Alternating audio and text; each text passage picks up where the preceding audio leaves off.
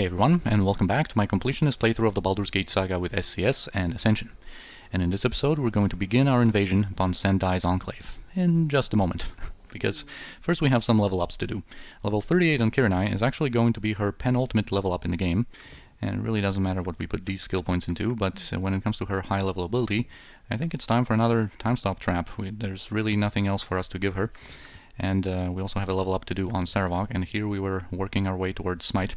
And I don't think I've mentioned this explicitly so far, but you might have noticed something when we were doing level ups on Jaheira, and that is that you can only pick up Smite once.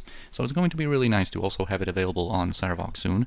Another thing is that Kirinai got dispelled in our previous encounter, so we are going to buff her up with these spare chaotic commands that are going to be useful for her immediately. And we're also going to give her Death Wards again. Those are going to come in handy soon. And we might as well use a Scroll of Protection from Fire to renew her fire resistance. I also wanted to loot one corpse from down here for some goodies.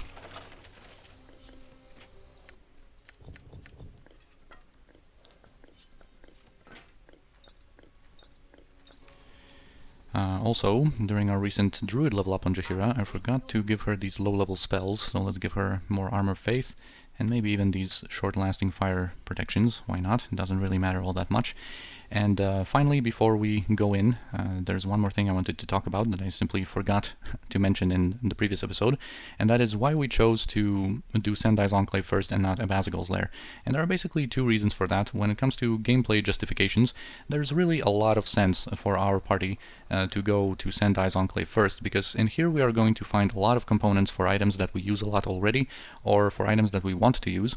And so after we're done with this place, we're going to be able to upgrade Spectral Brand, we're going to be able to upgrade Angur Vadal, our Firetooth crossbow, also we're going to get an item to upgrade either Karsamir or Purifier with, and I think I'm going to go with Karsamir. So yeah, there's a lot of benefits gameplay-wise. And also when it comes to my personal feelings, I guess, on the matter, Sendai always felt to me like the proper boss to tackle first. Abazagul always seemed more fitting for me to kill as the fourth out of the five. So, yeah, now we are ready, now we can go in. Actually, there's one more thing that I wanted to mention, is that 4 out of our 6 party members have 100 poison resistance coming from their items, and of course Jaheira is innately immune to poison now, but we are going to also want to actually be immune to the poison status effect, because in this place there's going to be a lot of spiders who can poison with some pretty potent poisons. So that's why on Anomen we might as well already equip the amulet that protects us against the poisoned status effect. We also have Albruin at our disposal, but since this is a bastard sword, and that means that neither Anomen nor Imoen can use it, and I don't really want to give it as an offhand to Sinashira, for example, because it doesn't really make much sense to do such a swap, because basically right now only Imoen is going to be vulnerable to getting poisoned, and since she always stays behind and kind of out of trouble, she shouldn't be getting poisoned by any spiders here regardless. Oh yeah, and we also want to give this Wand of Cloudkill to Kirinai, and here we're going to be able to unleash some cloud kills just for fun. It hasn't been really the situation for us in a long time where we would be able to get some instant kills with cloud kills, but these Myconids, the Spore Colonies, and some Umber Hulks that are surely going to start streaming in, all can die instantly from cloud kills, so why not? From our frontliners, only Anomen is going to be vulnerable to our own cloud kill damage, so it's not that big of a deal. Yeah, here come the Umber Hulks. And we might experience some instant kills here.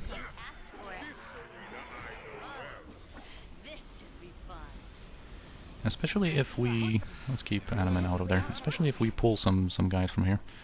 Yeah, there's way more of them waiting. Yeah, these mutated spiders are ones that can offer a pretty potent poison.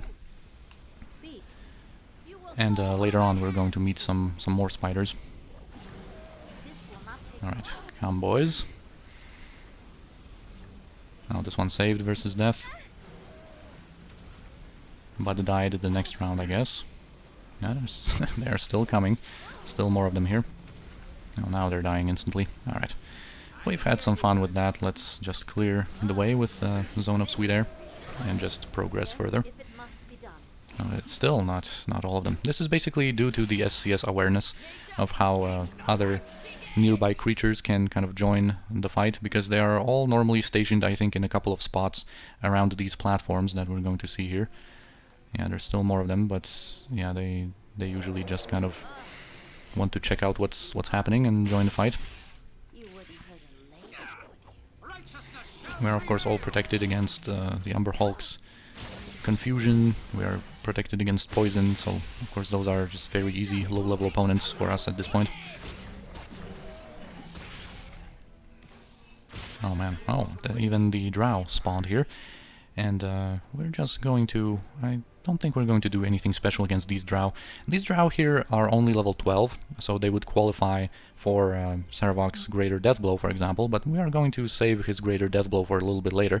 And also, even though they are only level 12, they can still dish out some decent damage, but they also have 80 magic resistance, so not a lot of kind of finesse, I guess,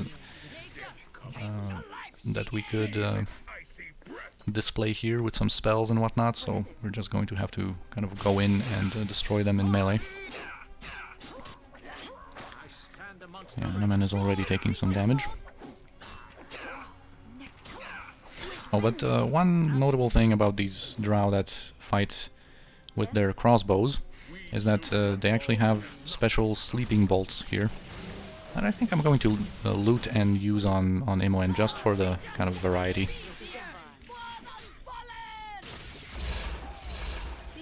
Alright, there we go. Let's check out the equipment. Yeah, here they are going to have basically the Drow versions of, I think, both weapons. Yeah, the Drow katana, it's going to disintegrate once we bring it to the surface, so it has basically no use for us. And they don't sell well, of course, and we could just stash them into our bags of holding, but it doesn't seem like the brightest idea. But yeah, some of them still have the normal elven chains, and these, I think, stacks of 10 are going to be these ones are bolts +1, and these ones are the Drow bolts of sleep, so we might as well give them to Imoen, who can use those for a while. Alright, and I think that's going to be it for now. Now, when it comes to the doors on the west here, they are both locked. We're going to need a key. This is just a platform, and our way to go is in here. But I think before we go in, let's actually heal up with Animan. Let's give some Armors of Faith to our Divine Casters.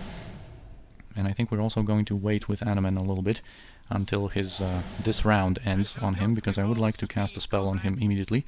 And I think also we are going to switch places with Imoen and Animan. Might also do it with Saravok and Kirnai, just to, once we enter the next area, just so that Imoen is closer to the front, Animan is basically more in the back, with Kirnai using her ranged daggers. What is it? Speak. I don't think I want to pre-buff with anything else on Sinashira. We're probably going to want to cast a spell on her immediately as well. But yeah, this positioning here is going to be just so that Animan is kind of safer in the back. Oh, and I also, of course, I pressed number 3 to select Animan quickly, but of course now Imoen is number 3 temporarily. But yeah, we want to just give them a Firestorm, which of course bypasses their magic resistance. This should be pretty nice. We can kind of go a little bit inside with some of our guys, and Imoen, I think, is going to cast one Dragon's Breath. Dragon's Breath, of course, also bypasses magic resistance. Here's Thelynn'ss saying, kill the intruders for Sendai. He's basically the leader of this group of Drow. We have a lot of these fighters. We are going to have one priestess and one mage, I think, and SCS basically, when it comes to Sendai's Enclave in general, it basically raises the levels of spellcasters, so it raises the levels of the priestesses to 17 and the mages to 16, which of course at this point is nothing special anyway. They should be raised to like level 20 at least, but also it's going to introduce some big changes to some major encounters later on, and it's also going to introduce 2 specific like Drow war parties that we're going to meet a little bit later. But anyway, when it comes to this big group of Drow, we're going to offer them some Firestorm and some Dragon's Breath to kind of soften them up with some fire damage. And let's actually press forward. Yeah, here's that mage. Oh, by the way, of course, Thelynn'ss here is a level 25 Kensai, so he is somewhat dangerous. He has a lot of these Kensai boosts to his Thako and damage. We are going to cast one remove magic quickly onto this mage, and perhaps we can remove her quickly. Nice, that's perfect that she cast protection from magical weapons. Let's move forward. Our dispel was successful. And, okay, the Dragon's Breath was cast as well. No problem at all. Yes. Speak. Let's maybe... well, let's first get rid of this mage here. Oh, look at these juicy numbers. 64 damage on Thelynn'ss coming from Imoen's Dragon's Breath. This is the type of juice I enjoy seeing and, and drinking, dude. Yes, Imoen. Very nice. Okay, now the Firestorm is on its way as well. And let's just make sure that Imoen doesn't lose her Stone Skins all too early here.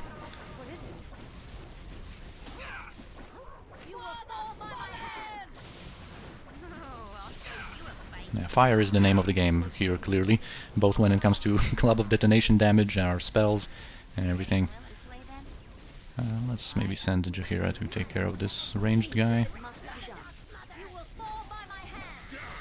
Alright, they die easily, of course, after all of this fire damage that we were able to offer them. And here I think most of the... well, let's loot Thelynn here separately, because he has an important piece of equipment. Alright, there's his corpse. A potion of magic protection here. Yeah, the Drow katanas we don't really care about. We now have the Drow Guard's key that is going to open these locked doors from a little bit earlier. And here, this is a very nice item. Amulet of Cheetah Speed. It increases movement rate by 20%, which is not that big of a deal, but this is yet another, the fourth one, source of a max level improved haste that we're going to be able to have at our disposal, and that's going to be great.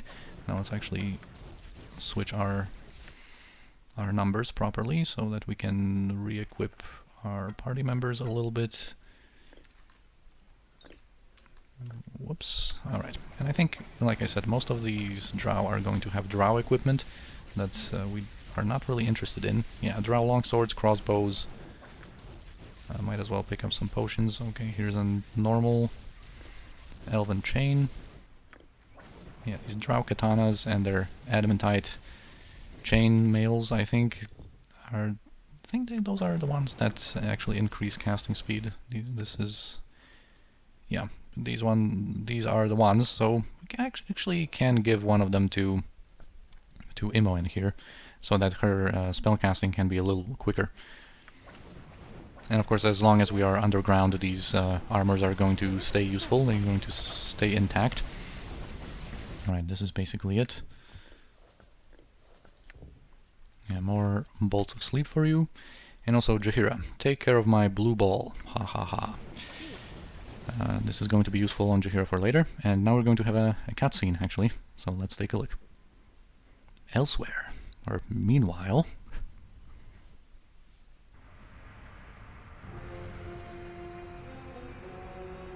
Your answer will not sit well with my master, Sendai.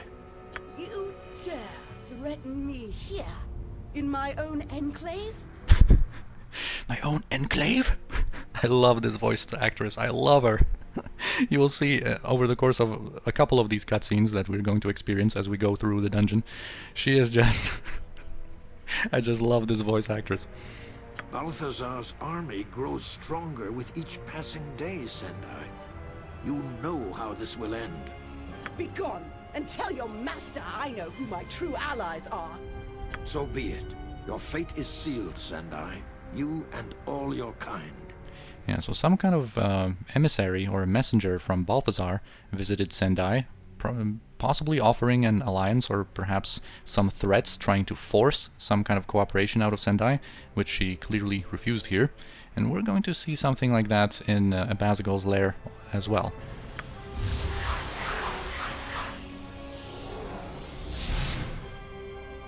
Forgive me, mistress.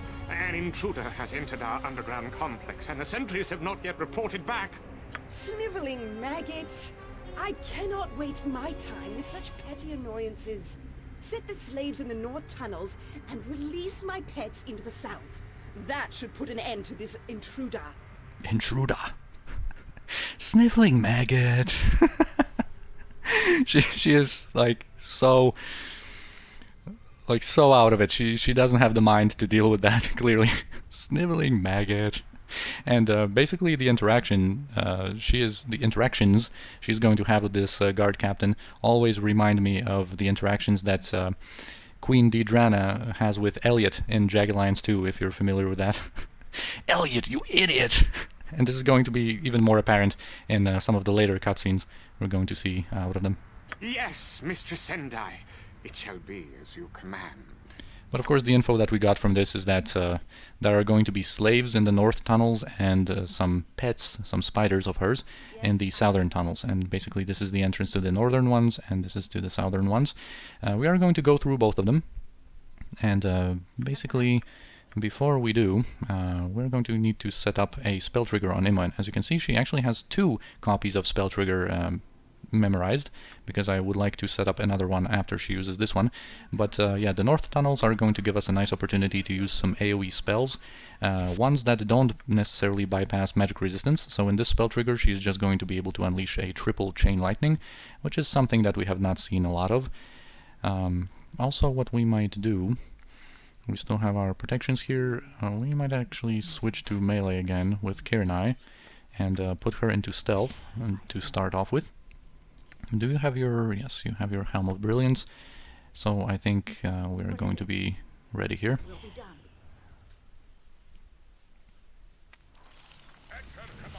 Right, so here's a Slave Master.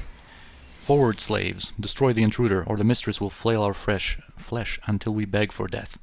So yeah, here are the mentioned slaves of the creatures called Derro. And the Derro are basically a sub-race of dwarves from the Underdark, but different from the Duergar. These ones were twisted by dark magic and driven to insanity by illithid tortures and enslavement. And they are a chaotic evil race whose madness manifests itself in their cruelty and a liking for slavery, but also in the fact that they often embark on strange quests they set for themselves, making their life mission to, for instance, slay as many numbers of a particular race as possible. So we don't have to feel sorry for these guys here being sent against us. We can just kill them with impunity and not have any regrets. So anyway, we can kind of just press forward here. We're going to set up for a nice backstab, and there are going to be 2 types of these Derro, these Berserkers, who of course have the Berserker Enrage and are melee fighters, and these crossbowmen. All of them can dish out some pretty good damage actually, even though they are level 11, so again, they would qualify for a greater death blow, but still, we're going to wait with our greater death blow on Sarawak. And also, when it comes to these tunnels, they are, because some of them are crossbowmen and only some of them are melee guys, it's actually not that easy to bunch them up into some satisfying explosions from fire seeds that would kill them instantly, so we are going to use some other stuff on them. Like I mentioned, they are... here we have basically a rare chance to use some AoE spells again, and also the fireballs from Clubs of Detonation are going to be welcome here. Anyway, let's just go for a backstab here on this crossbow guy, and we are going to press forward with... oh, we weren't positioned correctly, I guess, correctly behind. I think he turned around a little bit and we hit him in his side. Anyway, let's press forward with Imoen. This slave master is going to kind of keep retreating and keep addressing us every once in a while. Worthless slaves, why aren't they dead yet? Keep fighting! Alright, let's bring some more of them with us here. Yeah, here there's a nice group. We're going to be able to unleash our chain lightning here. It should do some work.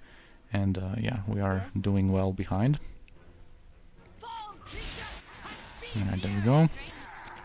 Oh, this is... this is what I like to see. Imoen doing some nice work, softening them up. Alright, cool. Let's put someone behind here to kind of guard our rear.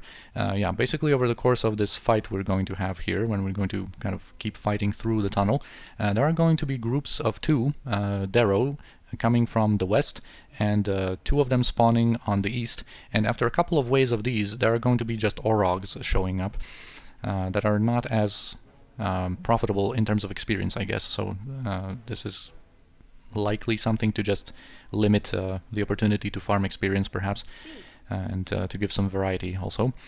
Anyway, here this might be a good opportunity to use this Cone of Cold from our blue globe on Jaheira. Try to unleash that, and let's just go a little bit behind here. We also have a Glitter Dust on Lashar'ra, we might as well use that. This is also the type of spell that we don't get to use much nowadays, so this is going to be cool. And Imoen we're going to want to keep kind of in a protected spot and set up a new spell trigger on her.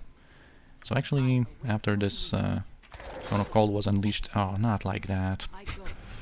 Let's just put Jaheira further away, just so that an unfortunate fireball from our Club of Detonation doesn't interrupt our spell trigger here. And let's just kind of keep Imoen protected. Yeah, there was that fireball. Actually did a little bit of damage on the Derro.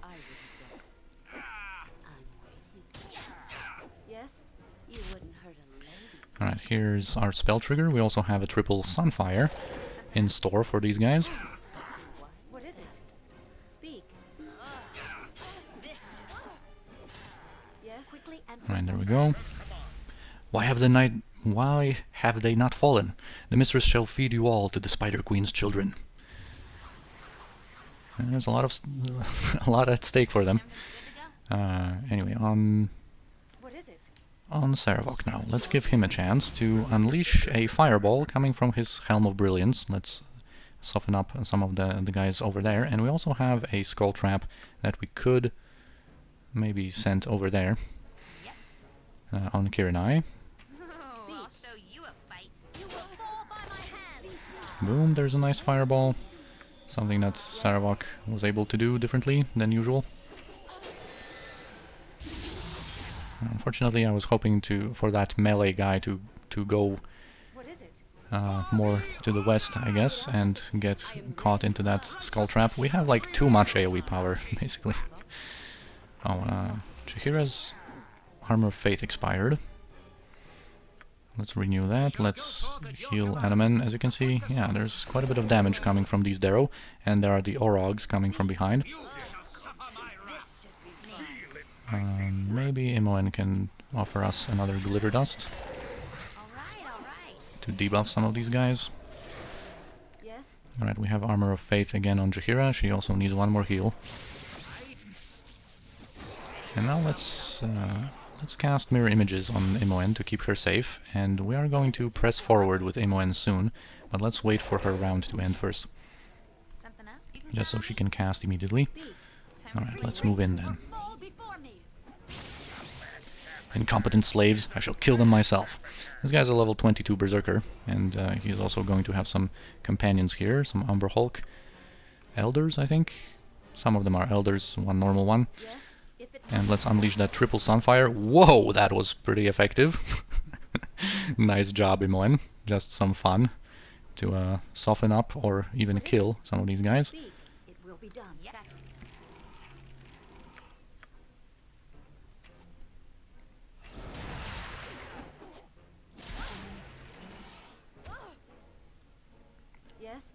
Right, let's just get rid of that Slave Master first.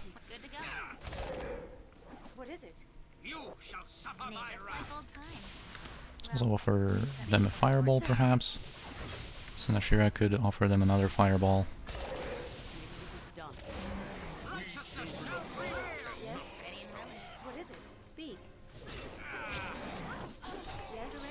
Lashar'ra also needs to reapply some protections.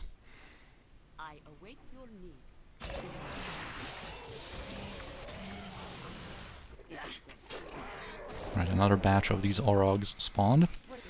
We have Lashar'ra operational again.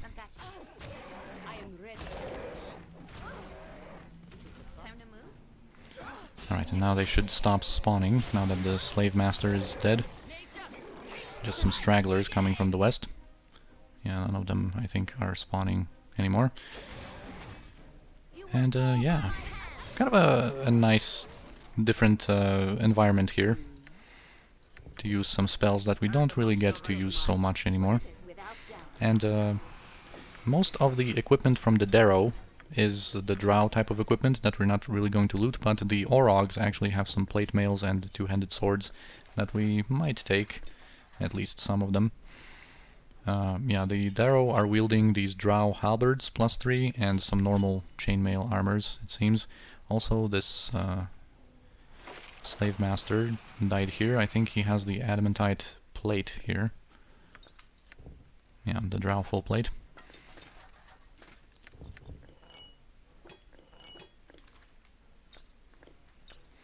Actually had a nice strength potion, the best one. We also have a potion of mind focusing, and we're just going to go back from where we came from. Going to go back west. I'm not going to be super diligent in looting all of these guys, but let's just check what scrolls they have dropped there. Nothing useful. Yeah, the crossbow Derro guys just have Drow bolts +1. They don't have these sleeping bolts. I can hold no more. That item has been dropped.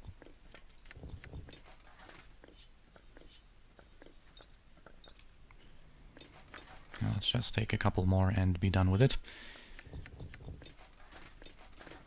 And yeah, so basically we have conquered this side of the tunnels, I guess, but we also have the other one to do, and we are now going to approach them.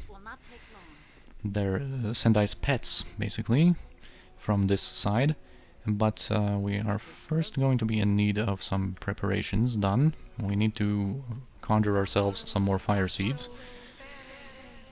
And we're also going to use Limited Wish on Lashar'ra. Now these fire seeds are going to go to Saravok, of course. Saravok actually is going to drink an Oil of Speed, I think.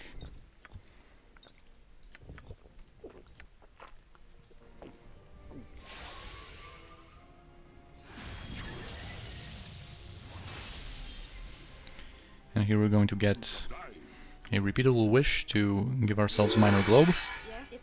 And now we can go in.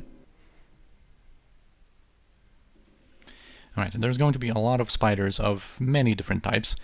And here we're going to use Saravok to basically round up a lot of them. He is immune to poison, he is hasted, and he has these fire seeds that we're going to use. Now let's see if... Alright, Lashar'ra wasn't willing to come closer to us, just some phase spiders. Let's just keep Imoen kind of within some distance of them. Yeah, Lashar'ra is going to be a boss spider that you might recognize the name already, because in the Ascension fight against Gromnir, Ilkhan, there was a succubus that kind of reused that name. Oh yes, look at all these spiders.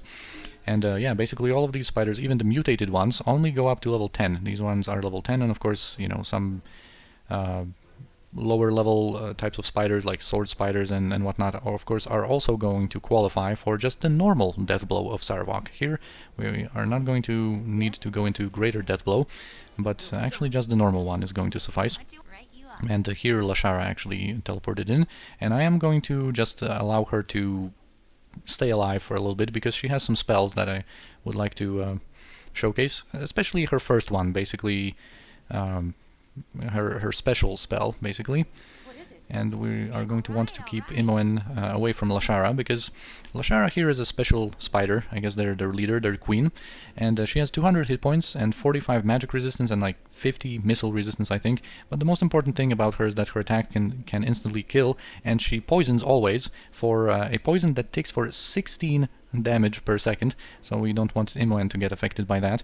And she also has some spells at her disposal, so let's give her a chance to use those.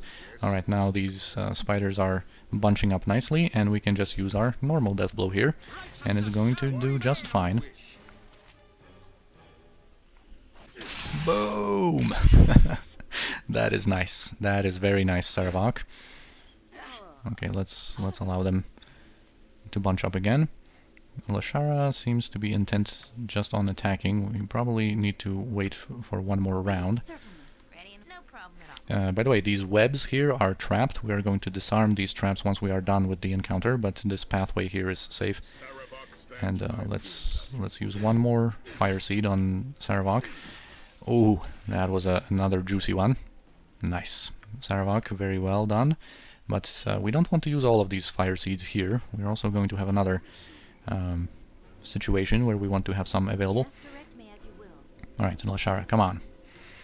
Now let's show the audience what you can do. Alright, here's her unique spell. where she gets protection from spells, I guess, through spell turning, and she summons 4 vortex spiders. And the vortex spiders, of course, we have encountered before already. They can also instant kill with their attacks. They have that vortex web spell. They can also cast normal webs. That's why we have the minor globes on everyone, to not have to worry about any webs being offered to us. And now I think I'm going to kill Lashar'ra first, and we'll see if she is going to be able to cast her heal spell or not. She has a full heal that she can instantly unleash, so with her 200 hit points, it's somewhat potent, a potent option for her, I guess, but with our damage here, she might not even have the chance to use it. Yep. I think she is already dead, yeah. Yes? Alright, so they are going to cast webs, we don't really care. You will fall by my hand. Certainly. Alright, and that is it. And I think we are completely done with the whole area when it comes to the opponents here. Oh, here are some slowpokes. Alright, and now we're going to use Kirinai to... we might as well bring Imo in as well. We're going to disarm some traps. There are 9 traps in total here. Most of them are like very vertical, long traps across like the whole web, but some of them are kind of smaller. And you can disarm or detect the one over here. What is it? And yeah, we're going to be disarming with Kirinai. I think there's one over here. Let's just give Kirinai a little bit of time. And there's one, and I think there's one more. I just don't want to step into that web, not to waste our time. And yeah, that's the other one down here. You can also start detecting these ones. Yeah, there it is. Something else? Gotcha. Yeah, very well. I think there should be... Okay, this is one here. There's one, I think, a long one, like right over here, I think. Yeah, and now I think this is going to be it. And I think we disarmed this one, yeah. Alright, so some bonus experience that we were able to get. There's a couple of level ups already available for us again. But anyway, let us press on, because we have some more groups to kill before the episode ends here.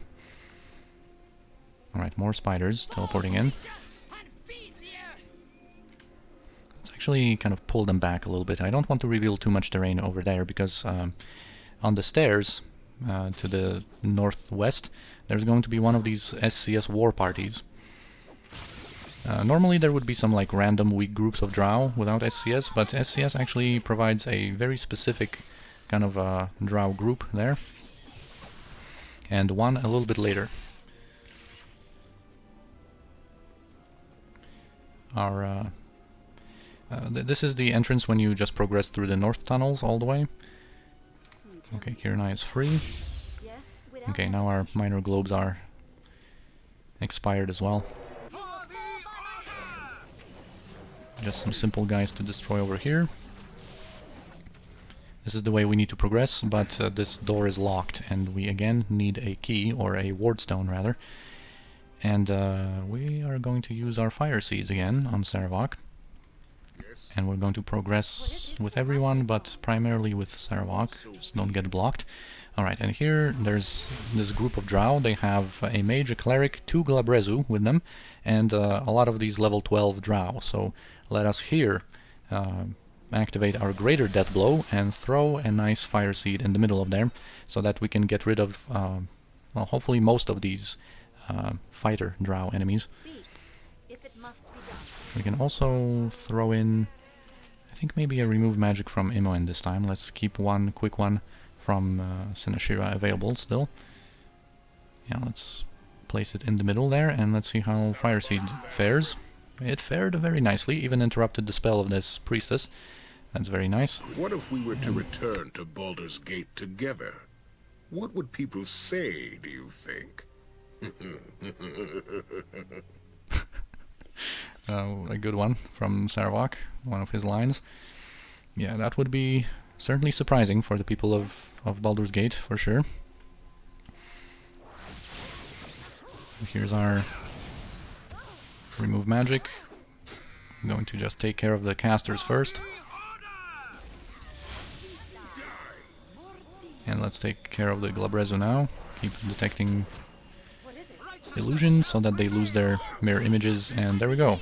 We destroyed them pretty handily, and we are going to have to visit this building, this structure, in order to procure that ward stone.